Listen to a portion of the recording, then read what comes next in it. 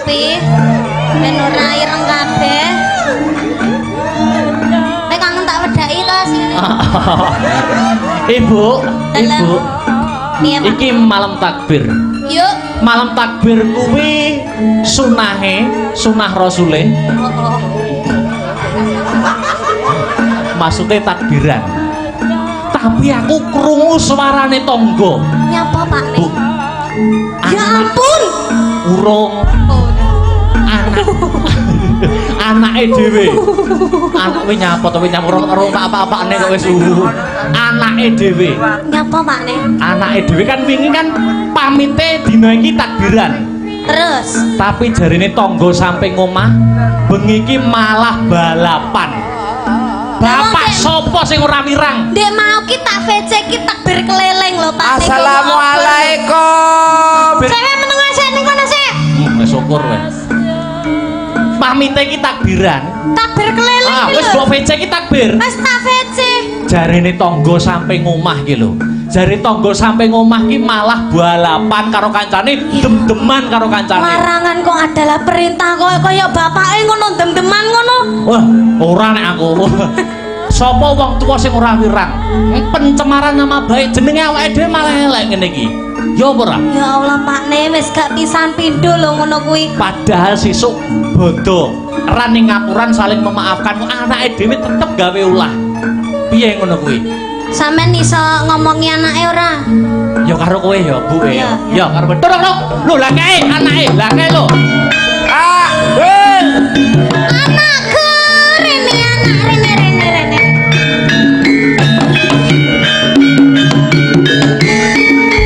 Kangen di. Takbiran. Kangen di. Takbiran, Bu. Kangen di. Takbir. Assalamualaikum. Ah, ya toh. Mas lho, Mas lho. Awas lho polahane lho, polahane. Rumah sakit kabeh mboten nggih. Aduh. Oh. Wes, Lah kaya patung Monggo ingkang badhe ngersakaken seret-seretan anake. kaya patung sapi son ageng lho. saya mengucapkan selamat. Nggih. Disawang to Dem motone. Wah, Matamu dhewe. Hei. Aku dimatakno lho nek wong gantenge kaya ngene kok. Oh, jenenge Saliman kene kene Mas. Oh iya. di Kero nggih to. nggih gareng niku Garengi kero. Loh. Lah tanganmu kok ireng. Sinden ayu-ayu ra gelem iso.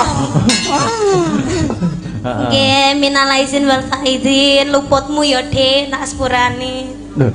Kualek cangkemmu. Luputku dhe sepira-pira aku njaluk sepura marang sederamu lho. Ngono. Luputmu Dik, sepira-pira luputmu tak sepurane. bener kuwi. Sing tuwek akeh salahe, sing nom njaluk sangune. Nah, Nggawa dhuwit ora? biar wae lagi pisan dipalak kowe. Sik kan, sik genah, lemah lembut. Orang tua itu sebagai senior apalagi sampean ini gareng wis lama wis suwi Iya. ketemu aku yo gak pisan pindho wis peng bolak-balik Iya. ketemu enek peng 5 ya toh Iya. setahun pisan aku rong tau lho sing jenenge mbok sangoni pisan nek kamangka wong bar nyangoni aku rezekine mesti akeh. Syukur kowe. Mudi. Nyangane awakmu rezekine akeh. Sorry ye. Weh. Nyapa kok sorry ye iki lho. Ah bojoku dhewe ra tak sangoni kok, ben modar kok. Bener. Itu tidak boleh. Lelaki apa itu kayak gitu ndak boleh. Seneni, Nduk, seneni, Nduk. Rungono wi ora oleh. Rungono Mas. Kok iso aku? Yang dinamakan lelaki itu apalagi wis bebojoan wis nikah jenenge duwite wong lanang kabeh kudu bruk ning gone wong wedok bah kowe dintekne bah ora bah ditabung bah ora. Ah, nah ayo tuh rezeki lelaki. Iya, iya, Nduk. Rungono kupingmu wis neni. Raimu. Aimu lewe. Malah ngrai-ngraino wong. Lek sampean ngono wis omah-omah lha Mas sabar urung. Nah. Ini harus diberi contoh Pak De. Mungkin lho. Contohne aku ki. Lah, Ora tau apa ya mbok blok. brune wong wedok? Sapa Apa sing ya mbok brune wong wedok? Alah bayarane mbah ngono. Ngomong bayarane ora ndak ngomong ngono. Ora bayaran. Kakean nek nyelempitne dhuwit dana kenakalan niku. Nduk, niken. Ah, iki lho. Ah, iki minal aidin wal faidin Minal sing aidin bener. wal Nah, iki supaya becik ya toh. Supaya becik iki ya kudu enek tokohe bapak, ibu, anak kuwi lagi pas. Betul. Ngono. Bapak, Nggih.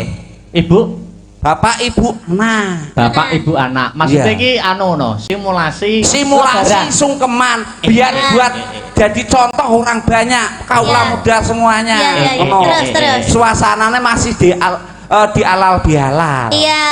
Oh, ngene ya, wis Piye, ngene. piye? Kan Dik ini kan paling muda di antara bertiga. Iya betul. Aku paling tua. Tuamu kono. Oh ya Anu aku dhisik, kowe. nanti ganti-gantian peran, Iya. tapi aku Aku- dadi bapak sik. Bapak, Heeh. Aku. Ini kan anak. anak. Aku agak ibu. Nanti Kan ada bapak sama ibu. nanti dijol-jol. Nanti dijol-jol. Nah, aku nanti di bapaknya juga. Iya. Berarti aku punya no. Hei. Punya apa? Punya apa toh Ken? Punya brengos. Oh iya. Ya nanti ambil brengos saya nanti ya. Aku bapak sik. Bapak, Dik Niken anak. anak. Mas Gareng ibu. Ibu. Ah, Ya. nganggo kutung. Kamu pakai jilbab. Jilbab apa? Iya. Yo yo. Selendangnya. Jilbatan sik. Jilbaban copot lah. Alah. Ini simmer loh. Lah, simmer, Di tahun simmer. 2024 simmer. Iya. Kamu tahu gak Shimmer. Aku dari Rambutnya diore ora iki? Diore. Oh, yo. Iya no, iya. Diore. Kamu punya rambut. Rambutnya yang di bawah. Iya. Rambut sing banyak kok aja kan yo Kok kaya. baunya badet toh Badek rambutnya. Eh, Ini ndak keramas. kamu ini, itu Mbak. kalau ngomong itu yang cangkemnya itu yang jangan gitu dong. Apa? Ampunan. Oh, dalam kok dijejeli tangannya lho. Ya lagi iki jenenge dalang ora kajen ya iki. Biasanya aku yang dijejeli ya, anu nih. Ah. Itu maksudnya itu. Ayo. Nah, ayo, itu, itu Ini ya. karetnya. Ada kudungnya, dikasih kudung. Aku ini ada setnya enggak? Iya. Enggak ada set. Set kuwi aku menungso kok set to, Nduk. Jamput. Wah, dah jan. Ide hayune. Ya Allah Akbar kolu mbak iki. Ora apa-apa, gampet-ampet Monggo ingkang badhe ngersakaken Oh, Mas. gampet-gampet. Gratis ongkir. Kira-kira. Sih, Kamu ndak bawa kipas gitu biar cantik. Lah, penayu dah ada. Ya Allah, ya Allah. Gajian lah. Monggo ingkang badhe ngersakaken monggo 15.000. Sak pijete monggo. Ora ndek dhuwit ya sok mber apa-apa 5 wulan kas. Yarne. Masa mbokku dadi genggek ngene. Gengek piye? Lah pi nyapa tawa-tawa. Ki meranke suarane wong wedok. Upama kene. Duduk sini. Kamu jadi ibu dulu. Ibu. Aku jadi bapak. Mas Akbar malah ngono ya? Apa? Dek nih kan. Iya. Mas Akbar saiki selerane maleh karo aku. Rapopo. Kamu jangan sakit hati ya. Rapopo Rita lek gelem jajal to sebulan golek anu wae pateni Akbar. Ora dipateni Sekarno Gunung Kawi kuwi ya. Mangsaku, ayo anu wae, ketoprak tipis-tipis. Tuduk. Wah, oke. Jare Ramadan. Ya Ramadan. Masa Ramadan ana ketoprak. Ramadan Jawa iki. Ah, iki. Buah. Pak ne. Apa bune? Ki wis lebaran.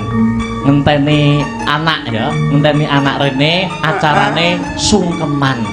Atiku karonto-ronto Pak ne. Duwe anak wedok siji. Kok ya nganti sakmene kok urung sungkem karo awak sakloron to. Iya. Lambe godir. Matane. Ayo, lagi lho anake dhewe wis Lho, teko. lah kae. Lah kae anake dhewe sing teko. Ya.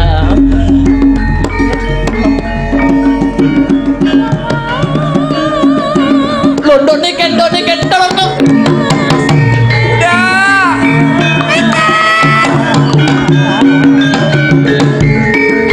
Kene Nduk. Aku to. No. Oh, ya, aku to. Oh, aku dadi anake. Anake Toprak anggere gak tau payu yo ngene iki. wis meneng iki su anu ki ketoprak anyar.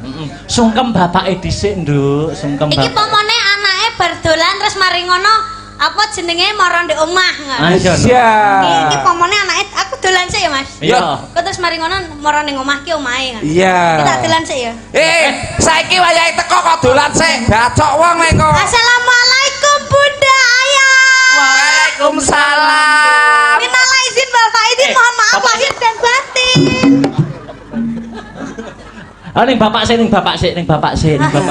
Aduh. Bapak. Minal aidin wal faizin. Mohon maaf lahir dan batin. Iya. Sepira gedene lupute bapak. Muga-muga bapak iso mlebu swarga. Iso malah nyedake wong tuwa. Ya ora kan doa terbaik. Ya, aku sing tuwa sing akeh lupute ya, Nok. Apa neh aku cah lanang ya toh, mergo wanita itu selalu benar. Ya. Aku jaluk sing ngapura ya. Weh. Kok malah curhat ning. Ora iki bapak anak kok. Anak kok. Kok ngono? Sikut ngono. Bapak, Apa, Nduk? bapak kan pernah salah sama aku. Iya. Jadi bapak harusnya minta maaf sama aku. Iya. Kan aku iya. ndak punya salah. Oh iya. Cuk. Sini sungkem sini. Hei. Bapak Jan. Enggak asik. Iya kok gak asik ya. Wes salim bapake wes sungkem wes. Lho kok ndak dicium? Lho kok Kuale. Sing nyium tangan kuwi. Nah, saiki ganti ibu. Nangis nangis ora apa-apa, haru. Rupane ibu. Surga di telapak kaki. Betul. Wah. Surga di telapak kaki. Disungkemi anake kok malah ngalih lho. Kalau namanya suami istri, Sungkem semua. surga di telapak kaki suami. Heeh. Ibu. Lah, mbok ya sing apik ibu iki. Apik awakku remuk. Golek sego samplokane. Urung saliman lho. Urung saliman oleh Oh, anu iya, wis iya, nyerah. iya, Salim sih. Bu, Oke. nyuwun Iya, sewu. Heeh. Mugi-mugi panjenengan tansah apa? Aku ndak ndek salah mbak ibu ngarai. Ya ampun ibu nangis ya Allah, Ya. nangis. Rupane lho ya Allah nangis. Nangis ibu nangis diusapi. Gah. Ngapa ini? Aku mau nang ngene iki dadi gue Oh ganti peran. ora kajen. Ganti peran. Ganti Kamu peran. mau jadi apa? Aku dadi Aku anak. sama anak. Iki bapak ibu. Iki ibu, Kowe bapak. aku Bapak. Aku Sama- anak sih ya. sama. Oh, iya. Oke. Kowe metumu keri panggahan. Oh iya. Ya, Betulan sih. Aku anak karo ibu. Modar wong loro. Oke. Tedok. Gentung. Bu. Piye sayang? Anakku tersayang. Please deh. Kalian itu gimana tik? Anak ora apa-apa. Ibu. Dalem anakku. Ibu. Ket biyen ora enek perubahane. Ayo. Maksudnya ini kan kita sudah mendekati bulan Ramadan. Tapi kita kan besok kan sungkeman ibu. Iya. Aku kemarin mendengar dari suara tetangga, Kenapa, Le? bapak malam takbir malah karaokean bu. Mosok to, Le? Malam takbir pamite bapak malah bapak Bapak nyapa? karaokean. Bapak karaoke. Orang malah takbiran, orang malah menyambut Mosok tahun toh? baru malah karaokean bu. Bapakmu wi Bapak sing wajahe kaya nyambek wi. Gelem karaokean. karaokean. Ora malah ge nyangoni kowe. Ora belas bu, belas ora disangoni THR belas. Bapakmu wi. Mosok to bapakmu wi? Aduh dah. Belas. Kok tangga? Tadang.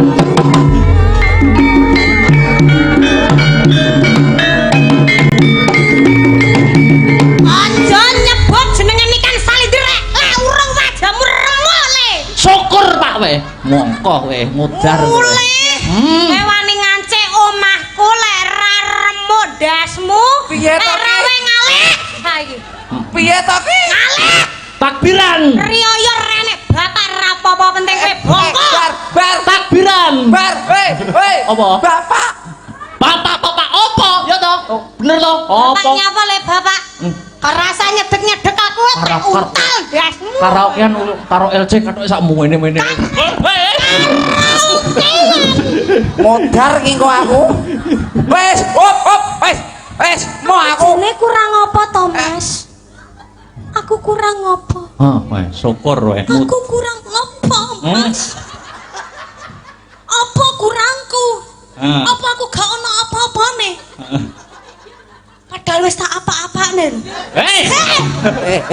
Wes piye? Ganti peran nek. Aku dadi bapak ora kajen. Iki pergantian pemainnya ning nggur karek siji lho. Karek siji nggone. Kowe dadi anak. Wah, aku dadi anak. Lah dadi anak iki mesti disayang. Sangone. Sapira salah anake mesti iki lho cocok aku nek dadi anak seneng aku. Tangkap Mas Sabar. Dadi anak. Ayo, duduk. Duduk lah, dhewe bapak ibu. Ibu. Pak nih. Yo. Rene apa nih? Piye ibuke? Bar iki sungkeman. Heeh. Iki ditata sing rapi. Ben ora ireng kabeh. Nek kangen tak wedaki to sini. Ibu. Piye, Pak? Iki malam takbir. Yuk. Malam takbir kuwi sunah rasule. Oh. Maksudnya takbiran. Tapi aku krungu suarane tangga. Nyapa Pak nih? Bu. Ya ampun. Urung Oh. anake dhewe. Anake nyapa to nyapa ora apa-apane kok wis anake dhewe. Nyapa Pak nih? Anake dhewe kan wingi kan pamite dina iki takbiran. Terus. Tapi jarine tangga sampe ngomah bengi iki malah balapan. Bapak sapa sing ora wirang? Ndek mau ki tak VC ki takbir keliling lho Pak. Assalamualaikum. Saya menengah sik ning kono sik. Wis syukur wis. Pamite iki takbiran. Takbir keliling Wis mbok VC iki takbir. Wis tak VC. Jarine tangga sampe ngomah ki lho. Jare tangga sampe ngomah ki malah balapan karo kancane, dem-deman karo kancane. Larangan kok adalah perintah kaya bapake ngono dem-deman ngono. Wah, ora nek aku. Sapa wong tuwa sing ora wirang? Pencemaran nama baik jenenge awake dhewe malah elek ngene iki. Ya apa ora? Ya Allah Pak Ne wis gak pisan pindho lho ngono kuwi. Padahal sesuk bodo ran ning ngapuran saling memaafkan anake dhewe tetep gawe ulah. Piye ngono kuwi? Sampeyan iso ngomongi anake ora? Ya karo kowe ya, Bu. Iya, Ya karo kowe. Lho, lho lah kae anake, lah kae lho. Anakku, Rene anak Rene.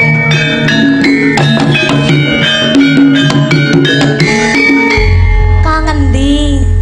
Takbiran. Ngendi? Takbiran, Bu. Teko ngendi? Takbiran. Tepuk teko ndi? Takbir. Sekoni cangkeme ngomong ya nyanyi. Muter kowe. Takbir apa takbir? Takbir apa takbir? Ding ding. Bu aja ngene Bu. Malah buke ngono. Aku takbiran lho, Bu. Atas sono Mbak, atas sono Pak. Takbiran kok mripate abang. Takbiran kok montone abang. Lambene kok mambu. Nambene kok mambu naga. Aku ki Kok ngono. kajae kaya naga ya kan. Nah yo. Bapakku yo naga. Ngawur. Aku iki ula cilik. Piye? Kowe ngaku Kowe ora? ngaku apa tak sodet? Aku lho takbiran Aku apa tenan, tak Pak. dah? Takbiran apa mendem? Takbiran, Pak. Ya Allah, ya Allah. Maling iki nek rung bonyok, kuwi mesti rung gelem ngaku, Kowe takbiran apa takbiran? Iki sandale sapa iki? Selopku. Takbiran apa takbiran? Takbir. Takbir ngaku kowe mendem. Ngaku ora ayo Yakin, kita Pak, anak Bu, aku teleke lho iki. Anak teleke lho iki. Ya ora, Nduk. Ora. Aku Ampunen, dine Pak. telek tenan. Ayo, kowe ngaku apa ora? Ngaku apa tak pecuti? Ayo. Aku takbiran kok. Ayo. Takbiran apa mendem? Apa balapan? Jare pamit tak bocah kok ora iso. Dikandani wong grek. Wis Pak. Rumangane apa? Ayo, mikir ora? Bapak wis Pak. Rupane kok ngece. Bapak wis Pak. Aku takbiran. Aku bocah ono. Wis Pak. Tak aku apa sing mateni Pak.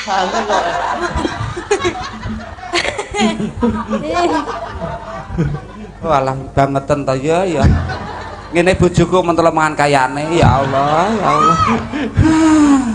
Piye? Mangko dindio gak bener, bapak ra bener, mak ra bener, anak ra bener. Dilanjut apa ora iki? Neh, Sungkemane dilanjut ora? gak wis. Nyapa? Ora sungkem-sungkem ratak jaran aku. Son. Lah nyapa? Gelem diterusne yo, gelem kok awakku. Iya. Kok marah-marah toh? Kuwi lho. Piye iki namanya tidak profesional Tidak kerja? lah. Kuwi lho. Gimana sih? Profesional sih profesional, tapi ini awak saya remek, gepui. Rumangsa. Aku arep males karo dalange sing opahe kono. Sampai aku kurang ajar mulai ra bayaran. Saiki sampean dadi apa? Wis entek Dadi apa? Aku wis gak dadi-dadian gak paten aku. Dadi gareng. Dadi gareng. Topine digosek to, topine digosek ben Heeh, nek ngono malah ora kaya gareng. ben ra kaya Power Kuwi lho Rangers. jane rinjinge sapa kuwi jane iso digawa ning dhuwur panggung kuwi lho. Bah rinjinge nggon rias mau. Ngawur ngene tuan rumah barang mbok gawa. Ora ono kok. Tase sapa kuwi? Tase simer-simer. Tak ki ngadai sandal lumayan. Topine digosek to, topine gareng lho. Heeh. Dikerencet sik. Ngono. Walah alah kaya ayu-ayuwon mangsamu. Kowe iki kaya penyanyi rock ngono kae. Dis karo rambutnya di apa? Diure, dijambak. Diure terus dijambak. Ayo. Wah, piye? Kok nyambut gawe rong ngantek anu suwi kok wis rupane celonengan ki lho. Ora perkara kuwi lho diobo-obo awakmu karo niken iki. Ya ora ya sepurane ya Pak De, sepurane. Sampeyan kasine iki ganteng. Lho. Lahir batine apik. Estu niki. Iki lho seksine. Awak dhewe iki ketemu ya rapisan pindho ning wis peng 5 ya ta. Peng 6 iki. Sampeyan ki tak akoni apik. Apik. Wong cilikmu ndek biyen jembluk sing ngomong aku nduk. Nggih, astu Mas. Oh, nggih ta? Nate didusi kalih niki nggih riyen. Lho, dileblepne ning jeding, dileblep. Ngedusi aku. Menengah sik, menengah. Dileblepne ning jeding Mas anggitmu Mas ya Allah Mas disiksa Mas. Kok kejemen to? Kok kejemen lho. Mosok cah cilik lho Mas dileblepne to Mas. mosok- Ning padahal awakku panas lho Mas. Dileblepne ning jeding ngono kae. Niken. Ya Allah aku. Niken. Bareng gede ngene iki ya. Kadang no Mas aku lek gak mentalan ngono kae no tak kei dhuwit, terus tak andokne soto ngono padahal cilik aku dileblepne Mas ya Allah. Mbok andokno soto aku wis tuwek ra ndek bam nduk ora das iwak. Biyen jajal cirangan ndang andokno. Ngaku mangan soto Pak kowe mangan sok goyal gayir ngiwon. Nyapa to kok tangane mesti ngene? Lah iya. Iki ngono nandakno gareng tangane cekot. Oh. Tangane cekot duwe maksud gareng ora gelem nyolong jupuk weke liya. Oh. Ya. Sampeyan ngerti gak iki mau acarane apa? Acarane ulang tahun pernikahan. Ulang tahun pernikahan yang ke 27. 27. Semoga sehat selamat wilujeng. Amin. Panjang yaswanipun. Amin. Awet leh momong anak putune, Amin. berkah barokah, Amin. angsal rahmatnya saking Gusti Allah. Amin. Ini yang dipengini semua banyak orang. Ya toh Amin. pernikahan yang ke-20 anniversary. Anniversary. Aku gak iso ngarani dua saperi ngono. Mas Gareng dekne kan iki Pak Haji Eko Nggih. masih lenggah mboten? Pak Haji Eko tasik lenggah napa mboten nggih? Oh Sik. nggih, bebele tasik lenggah, bebele wonten dangane penggalih minggah wonten ing pepanggungan. Apa buajah? Kalih buajah sekalian. Sih, monggo sing longgar pundi. Menawi karenan lho nggih, menawi mboten nggih mboten napa-napa. Heeh. Tasih lenggah mboten? Monggo Pak Haji Eko aturan minggah wonten pepanggungan. Nah niki momen langka gitu. Jadi harus diabadikan. Oke. Monggo Pak Jeko katuran minggah wonten ing pepanggungan seperti itu.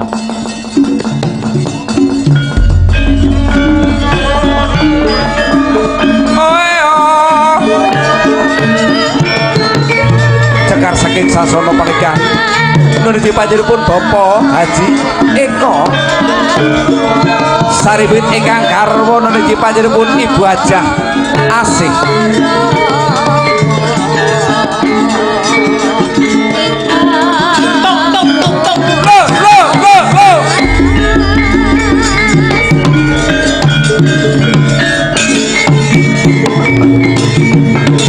Ini gelange jan masalah. Ya Allah. Mboten Bu. Kula namung Niken. dalam Kaya mripatmu ki kok nyawang gelang. namanya perempuan. Perempuan. Mbok nek pengen gelange matur karo aku. Apa mbok tukone? Lho sapa sing ngomong? Wong takon matur Aku tok. besok beliin ya. Ya. Oh iya, aduh yang gini loh Mas Akbar ya malah bahasa saya malah ngompori malah. Wilujeng dalu, Bapak. Nggih, wilujeng dalu. Piye to, Jan? Akbar sentuk-sentukan. Ya ora ngono ya tiket kita kon ngomong cangkeme. Hei.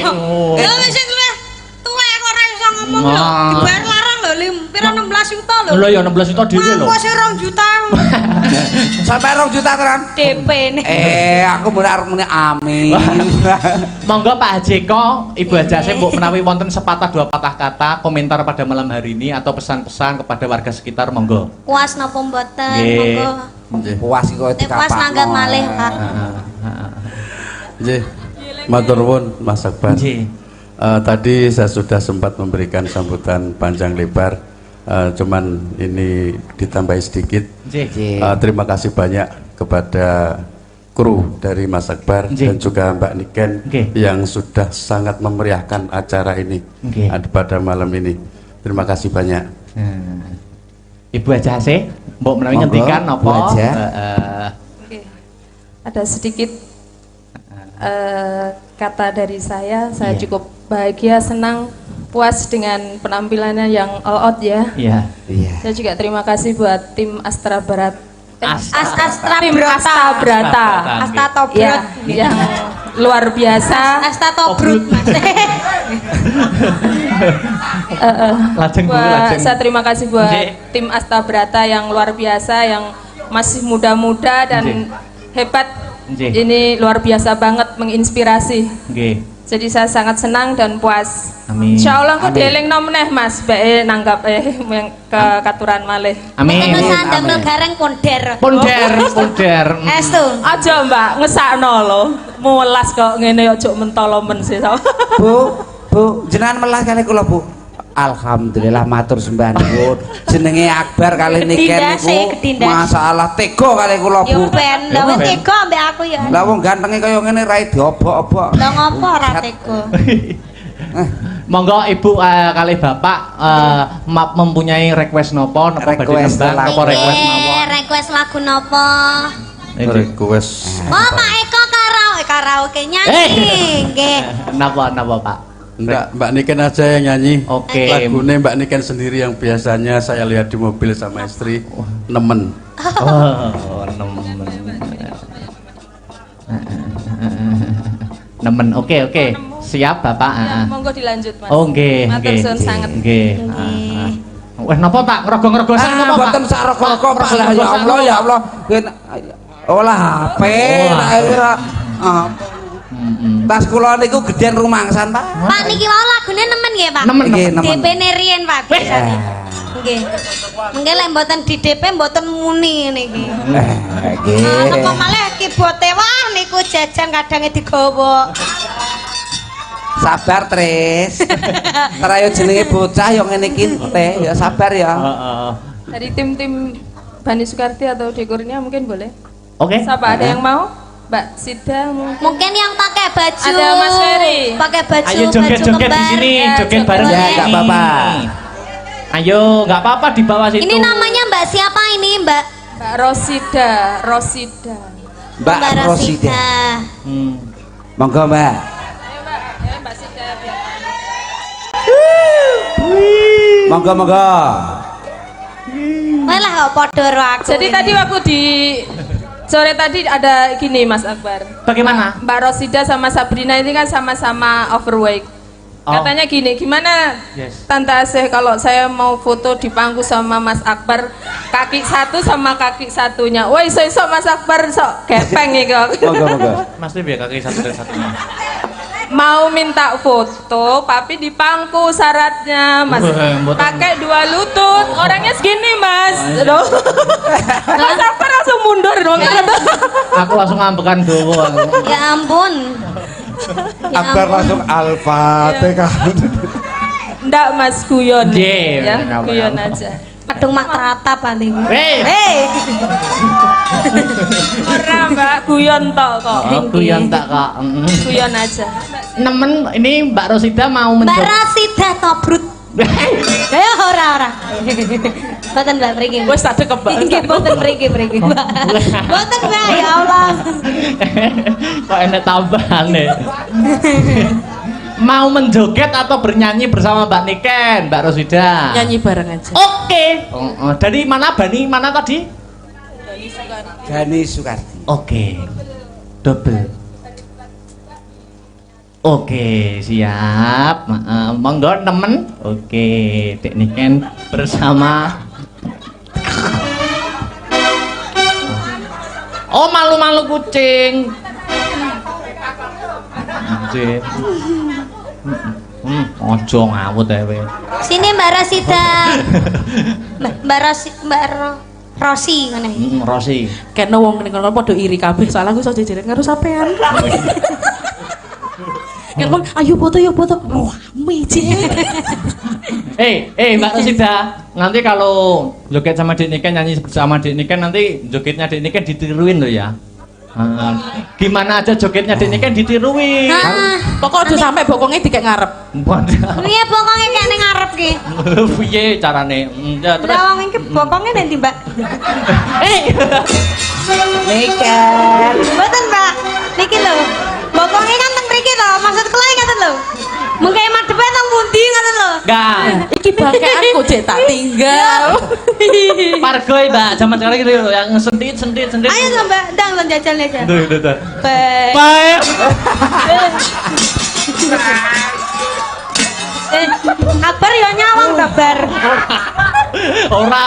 Ayo nyawang to. Boten. Ora nyawang mung lirik kok, Ken. Rumangsaku. Anu, ki ada sego ge ngesek sego lho. Ora apa ya Allah. Wih, berarti ayem kok Mbak Niken. Ayem lah, pastinya bahagia selalu. Alhamdulillah. Ojo diet. Sakti. Ojo Lho wis. makane saking sakti iki ora enek perubahan iki. Tapi wingi wis turun kok Mbak Rosida, bobotnya turun 2 on kata ya. Turun di bawah timbangan. Gorong on. Ayo nemen Mbak Rosida bersama Dek Niken Salindri. Oke. Yo. Batekna. Wis ya. Ya. Ya, paring lelipur, Dik. Nggih. Merdeka wae tak bebaske. Isuk-isukan iki nyantai. Iya. Apa ki? Jalukane apa no? Permintaane apa? Jam 12 juga boleh. Nggih. Nah gitu. Ya. Kalian jenengan? Kalau karo kowe no ya. Kalian jenengan monggo. Nek kalian jenengan. Nanang nyapa to kok malah gak milih aku ya. Lah, rasainlah.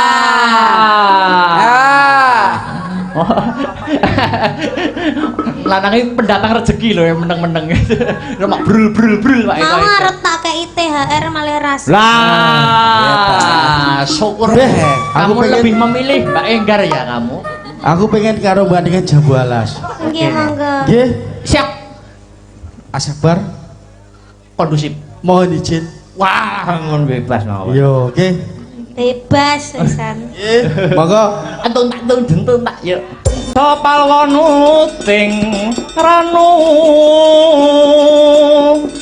Dresing karasaning sun dening kanyut manis elingira Gusti roning kamal mirah ingsun semira do ing muni Sidat agung ing narmata sadroning aguling menawi mboten klentu ing pamawas menika bendara kula ing Plongkowati Raden Abimanyu ingkang kepareng rawuh iya Wa Semar bekti kula katur nggih Gus Wa Semar wis ndak tampa wonten wigatos ingkang pundi ndara dene paduka kestu rawuh wonten Karang Kadempel mriki tak kira Wa Semar kang bisa ngudari reruwet madhangke pepeteng iki punapa ingkang dados sundraning prakawis Gus ampun ngantos slendro ingkang dados manah handika ora ana sing tak penggalih kejaba mung murcane Kanjeng Rama Harjuna saka kasatriyan Madukara murcane Kanjeng Rama Harjuna wis ana tricandra utawa 3 wulan iki Wa Semar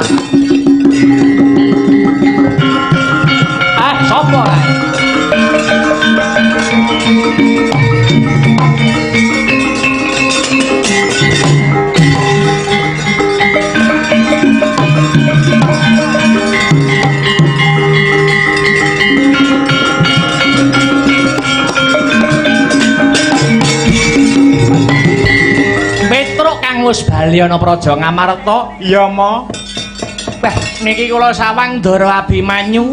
Iya, Petruk. Bekti kula katur nggih, Den. Iya, Petruk wis ndak tampa. Kepiye? Kepiye asile kowe saka negara Ngamarta antuk gawe apa ora? Ngene ya, Pak. Sak tekaku ana si pinggil Praja Amarta iki mau jebule kedhisikan karo rawuh sinuwuning Mandura Prabu Baladewa. Kang sarimbit karo Patih Ngastina ya kuwi Patih Sengkuni. Lah tinemune sinuwun Prabu Baladewa ya duwe perlu kang padha ya kuwi nyilih wujude jimat Jamus Kalimasada. Wekasane dadi geger nganti dipisah kelawan Ndara Werkudara. Sak rampunge dipisah Ndara Puntadewa nyusul njuk ngendika isine pangandikan sapa wae bakal disili wujuding jimat Jamus Kalimasada yen bisa mujudi kembang sing jenenge Sekar Jatiwasesa. Kabeh mau wangsit sing ditampa dening Prabu Puntadewa, Pak.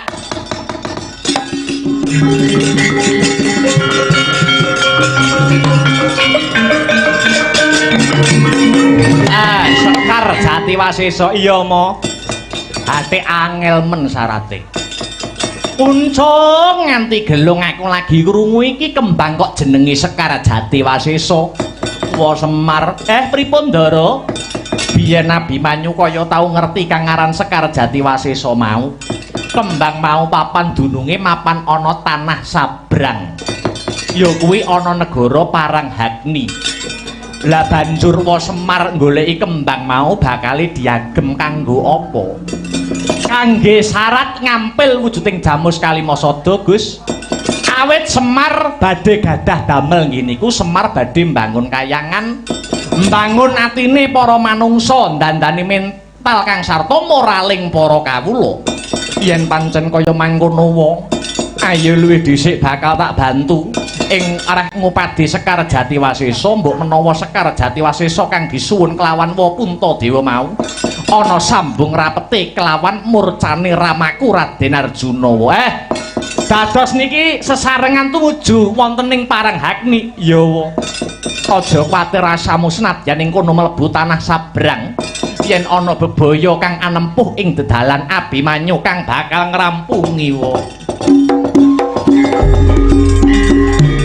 Sigra kala kang tumingal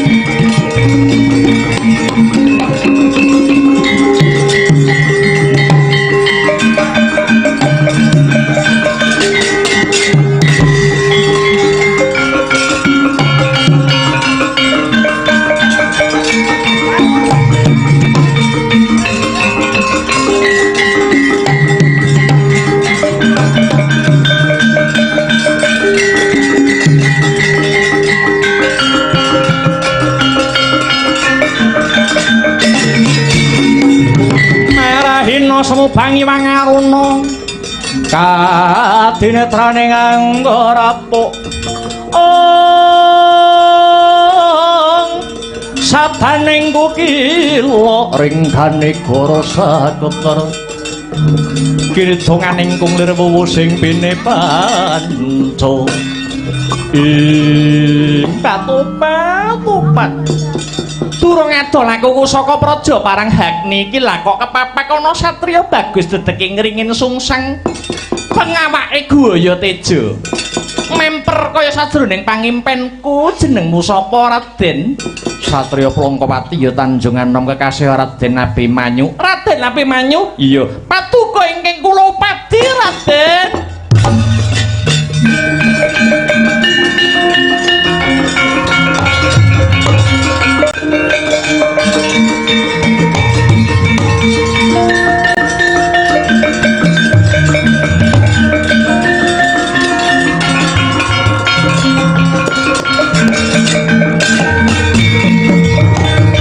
Sira sing tuk ing arum ilining memanis hamleber mring kang cipta ding kowe golek Abimanyu nuning nggih Raden bares mawon rinten pantaraning dalu kula tansah kimpenan wewayangan handika Raden Abimanyu kula pasrah jiwaraga dumateng paduka Raden keparenga kula suwita dumateng Raden Abimanyu. Kok ya ana ya, Gong. Wong wedok ngelamar wong lanang dhisik niki. Ayo nek ora ngrumangsani lho. Dara Abimanyu priyayine bagus sing wedok rupane mringis. Piring kesampluk teklek, raine gluwing sikile mlethek kuwi. Kusik to. Kowe kuwi jenengmu sapa lan saka ngendi pinangkamu? Kula mijil saking Praja Paranghagni. Dene wewangi kula pun dahana sari Raden saka Paranghagni lakar kasinggihan. Bebana punapa ingkang kedah kula wujuti badhe kula sembadani Raden. Paduka nyuwun menapa waton saged sesandingan kaliyan Raden Abimanyu punapa kemawon badhe kula wujuti. Aku ora butuh Mas Picis Raja Brana nanging aku mung nyuwun pitukon wujude Sekar Jatiwasesa. Manut kabar kang sumebar pawarta kang marata Sekar Jatiwasesa mapane ana negaramu Paranghagni. Leres dawuh handika Raden. Paduka ngrasakaken Sekar Jatiwasesa? Iya, aku mung nyuwun kuwi Daunasari. Sumangga kula kanthi wonten negari kula Paranghagni paduka Raden kula aturi methik piyambak Raden.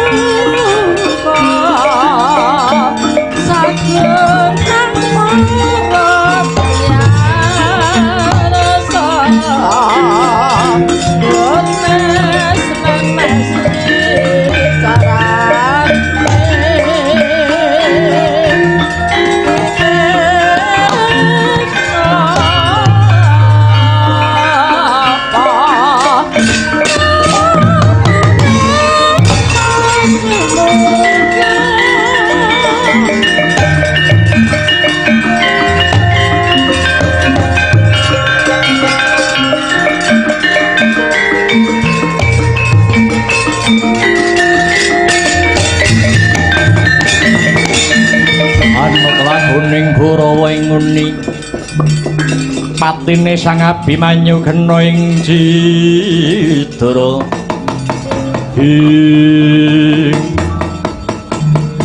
Wa Semar iki wis tekan ana jroning Praja Paranghagni. Sarta wis antuk palilah methik wujuding Sekar Jatiwasesa. Kadose kula sawang nggih teng inggil nika sing diarani Sekar Jatiwasesa. Iya Wa Semar, yen wis kelakon ndak pethik wujuding Sekar enggal-enggal lumayu wae saka papan kene aja nganti Abimanyu rabi kelawan Dahanasari kang baku. Sekar Jatiwasesa wis diantuk kinarya syarat Wa Semar bakal ngampil wujuding Jamus Kalimasada.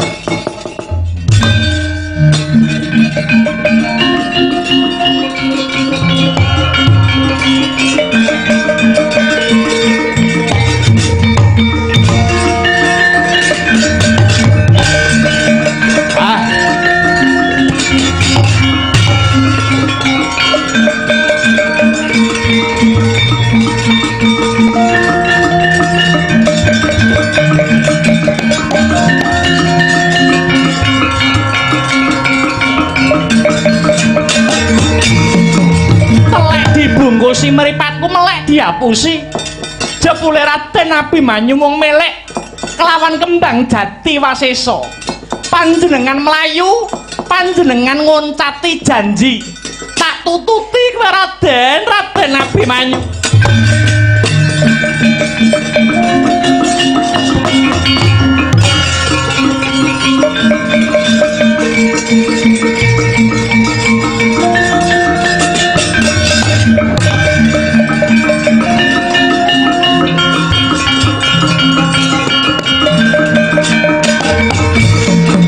Antya ingkang winuwus Prabu Gorodana ingkang ngupadi mentare kang rayi Dahanasari yen Cinandra gumricik swarane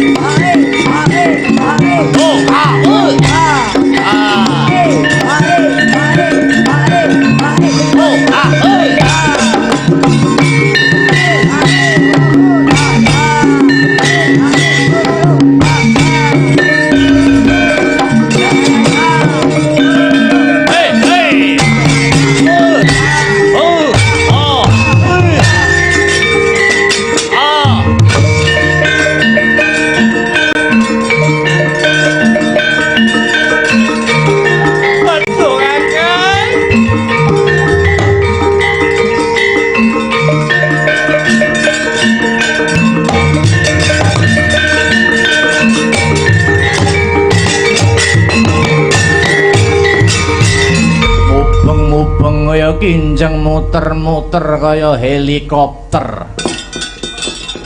Anggonku goleki kowe Dahanasari. Waduh, kedrawasan Kakang, kedrawasan. Kedrawasan piye? Aku wis kelakon ketemu kelawan momani ing kalbu ya kuwi Raden Abimanyu. Sekawit Raden Abimanyu gelem nampa katresnaning Dahanasari, nanging kudu nganggo pitukon wujude Sekar Jati Wasesa. Satemah Raden Abimanyu tak kanthi ana praja Paranghagni. Bareng Sekar Jati Wasesa wis dipethik karo Abimanyu, Abimanyu tinggal glanggang colong playu. Raden Abimanyu tega karo aku Kakang piye?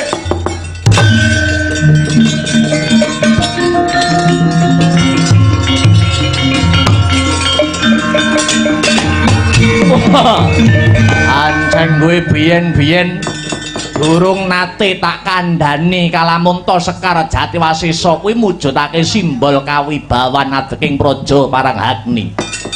Yen Sekar Jatiwasesa kuwi mau ilang tegese uga wis ilang kekuwung lan kasektene praja Paranghagni. Kowe pancen durung nate tak kandhani babagan iki nanging jeneng sira Yayi wis tak wanti-wanti aja cedhak-cedhak karo trah wong Mandura.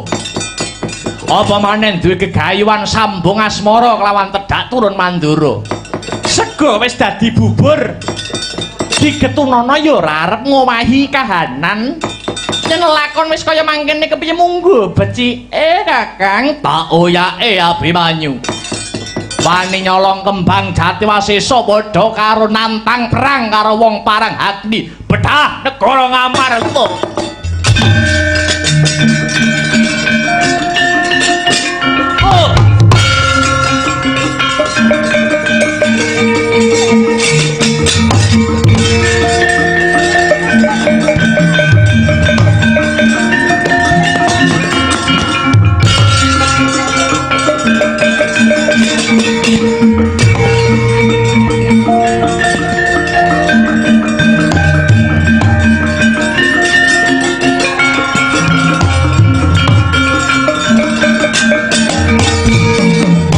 Kresna nangandika duh Yayi Prabu Hayuwa Sungkaweng Tyas ing lonjong mimis lampahipun melar mingkus napasipun menika Koko Prabu ing Mandura. Ya Kresna wonten wigatos ingkang pundi kok sajakipun nggih aku bantunen ya Kresna aku bantunen. Sekawit aku bakal ngampil wujuding Kalimasada marang Yayi Prabu Puntadewa nanging jebule sakliyane aku bocah karang kadempel si Petruk uga bakal ngampil wujuding Kalimasada. Satemah dredah munggahe panca bakah. Petruk arep tak tamani pusaka Kyai Nenggala lan Lugoro lah kok pusakaku loro iki muspra Kresna. Gamanku ilang iki piye Kresna? Kira-kira pusakaku mapan ana ngendi? Mangke riyen to Koko Prabu. Lah kok paduka Koko Prabu ngampil Kalimasada niku mengku sedya ingkang pundi? Krana aku tinangisan Yayi Prabu Duryudana. Negara Ngastina sak mengko lagi ketaman pagebluk Mayangkara kudu diruwat sarana Kalimasada. Lah dene Petruk kuwi nyilih Kalimasada ki kanggo bapake ya kuwi Kakang Semar anggone bakal bangun kahyangan Kresna. Koko Prabu paduka ditangisi Yayi Prabu Duryudana menika janjanipun namung pangreka dayanipun para Kurawa.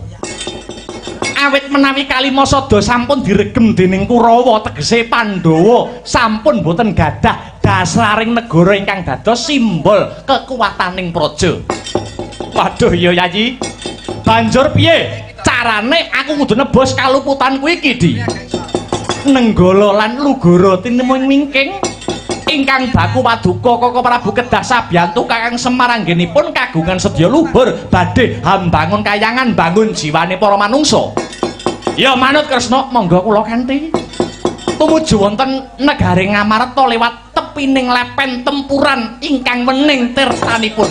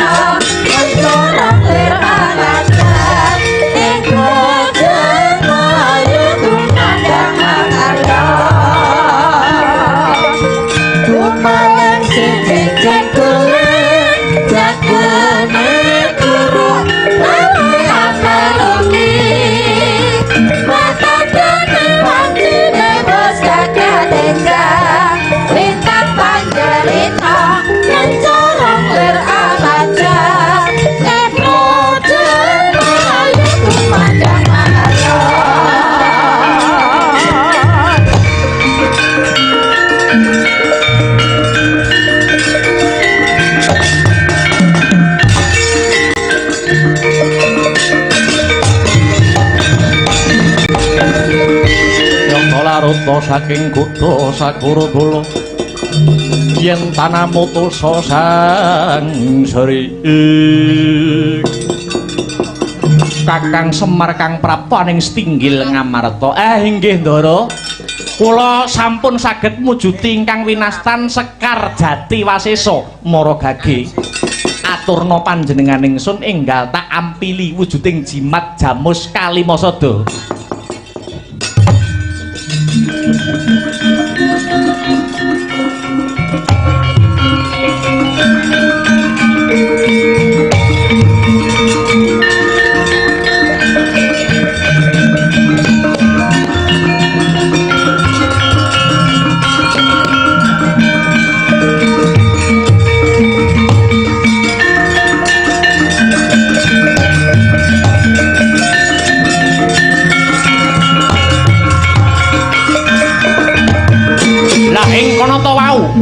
Nalika Sekar Jatiwasesa sinandhingaken pustaka Jamus Kalimasada ana kaelokaning jagat Sekar Jatiwasesa badhar sejatining wujud Raden Arjuna.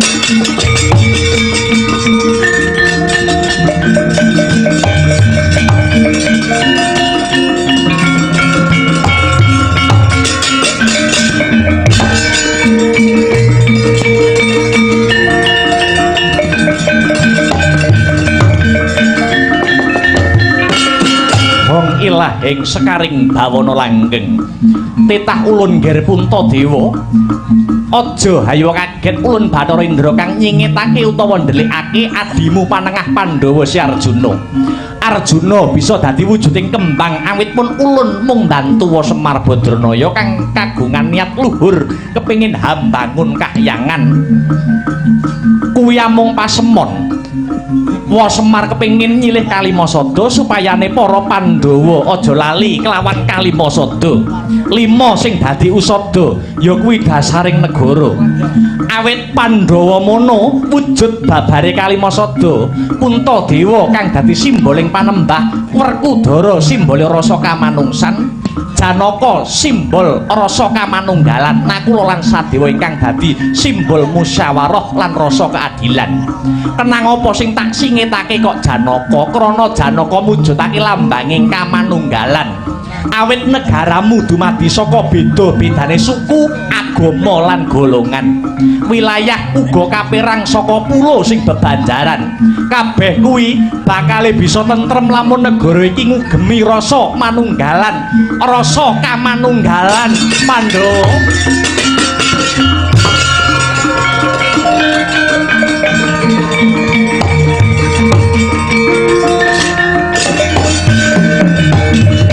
Janaka kang wis timbul nun inggih Koko Prabu. Kula dipun utus kaliyan Bathara Indra salin wujud dados Sekar Jatiwasesa ing sedya bebantu Kakang Semar anggenipun badhe hambangun kayangan. Syukur seketi jumurung. Sinuwun punta Semar badhe garis ngandhapi menapa ingkang dados ature Bathara Indra. Janjane kula niki nggih mboten badhe ngampil wujuding Kalimasada kok Ndara. Kula ngampil Kalimasada niku namung damel pancatan kula mbangun kahyangan ngemutaken dhateng Sentana Praja ampun ngantos supe dhateng Kalimasada utawi dasaring negara.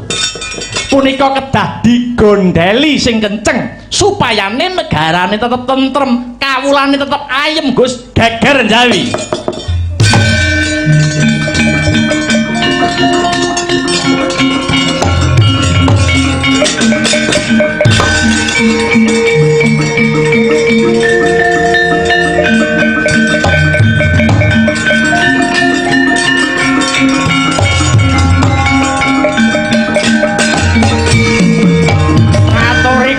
Sinuwun dhateng Jawi wonten raseksa kalih buta lanang wedok ngamuk punggung Suratamtaha wonten Praja Ngamarta. Koko Prabu punika jatahipun Koko Prabu kagem nebus sedaya dosa kalepaten Paduka. Ya Baladewa sing ndadake Kresna.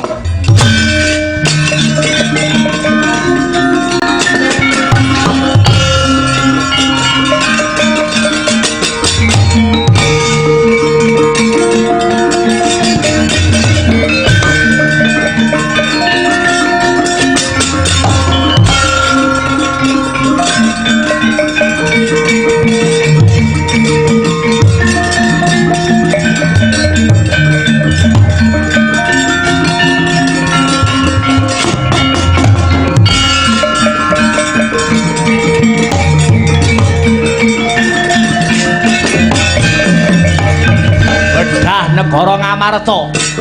Lakon bisa medhan negara Ngamarta yen bisa nandhingi Prabu Baladewa Nalendra Mandura. Wah, iki wong Mandura.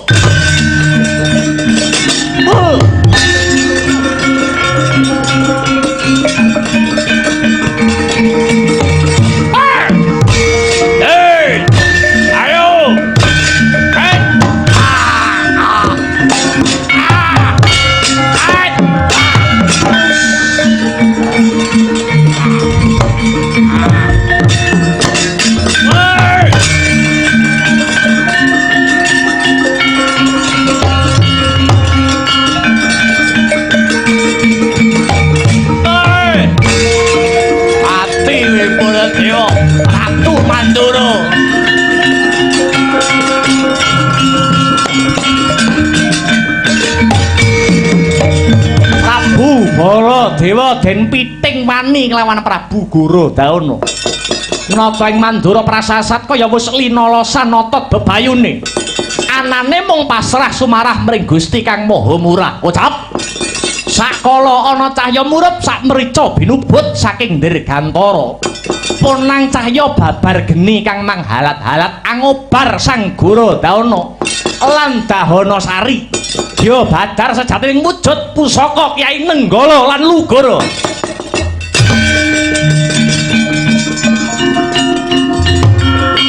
Sampun.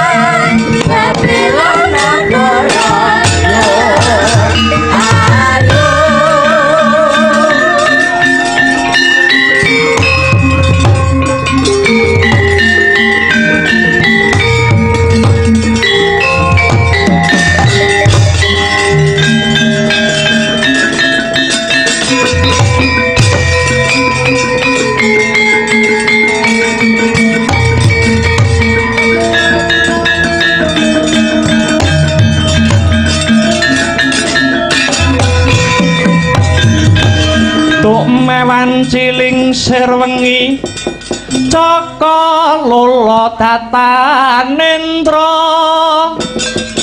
Wumlundung ijening amben Banget ngonira nalangsa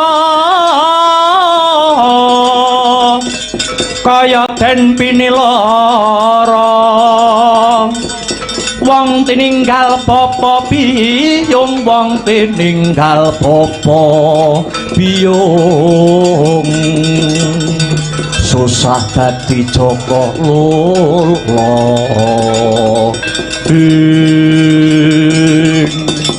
Rama Pukulun Bathara Brahma ingkang tumedhak hamrepegi kang putra Baladewa ya ulun kang paring pitulung marang jeneng kita kanthi srana ngubarke geni kinarya mrawasa Si Gorodana lan Dahana Sari.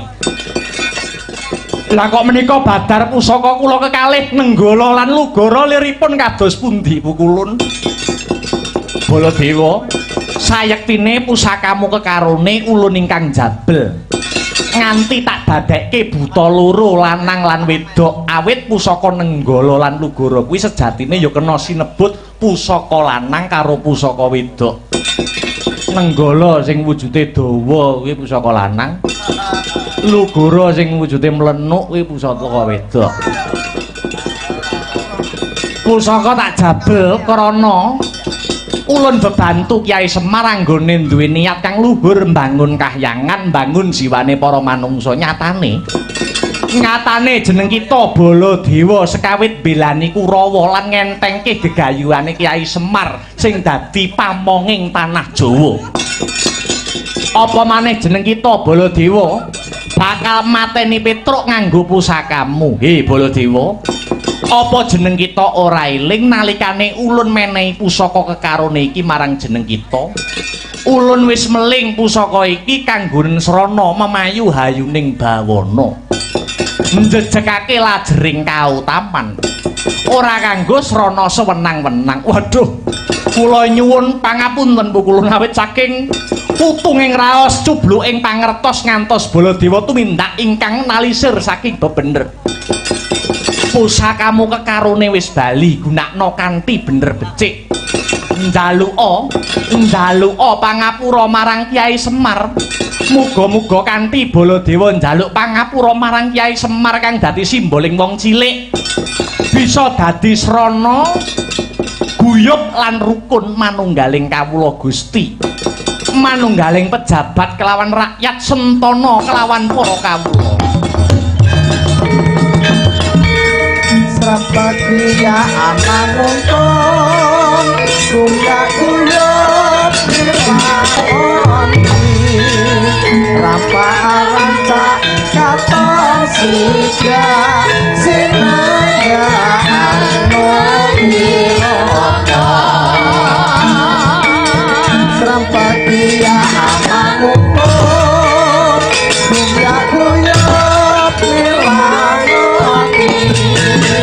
Rampa-rampa katon siga Sinaya